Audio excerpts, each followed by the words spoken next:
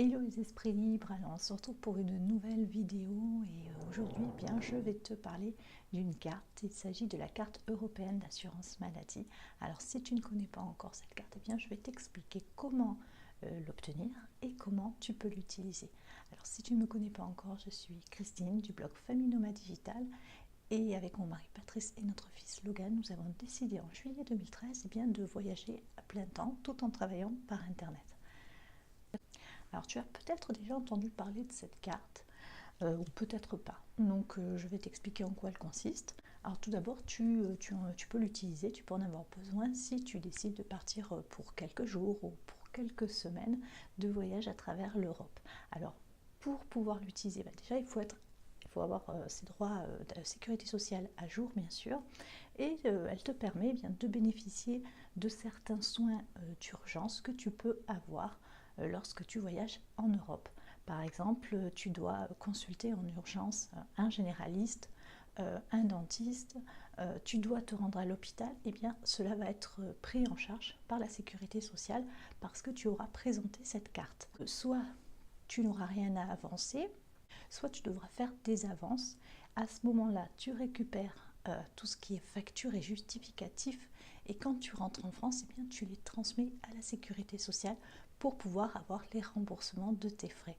Donc c'est très utile et c'est même indispensable si tu décides de voyager en Europe, et surtout si tu as des enfants, parce que comme tu t'en doutes, on n'est jamais à l'abri d'un petit bobo quand on est en famille.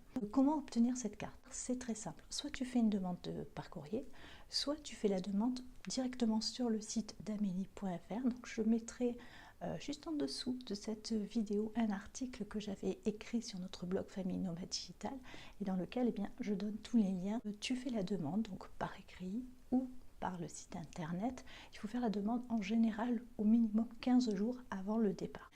Lorsque tu fais ta demande sur le site, tu peux en même temps télécharger un certificat provisoire pour cette carte. Alors je t'invite à le faire, à télécharger ce certificat, parce que normalement on reçoit assez rapidement la carte, mais il peut y avoir un souci. Donc tu pourras présenter ce certificat en l'absence de ta carte. Donc je t'invite à le faire parce qu'après c'est toujours un petit peu plus compliqué de le commander quand on a déjà fait la demande. Donc cette carte, attention, elle ne remplace pas ta carte vitale. Tu ne peux pas l'utiliser en France ou quoi que ce soit. C'est uniquement quand tu voyages à travers l'Europe que tu peux l'utiliser. Je te conseille de toujours l'avoir dans ton portefeuille et d'avoir surtout cette attestation qui peut te servir même en cas où tu perdrais ta carte.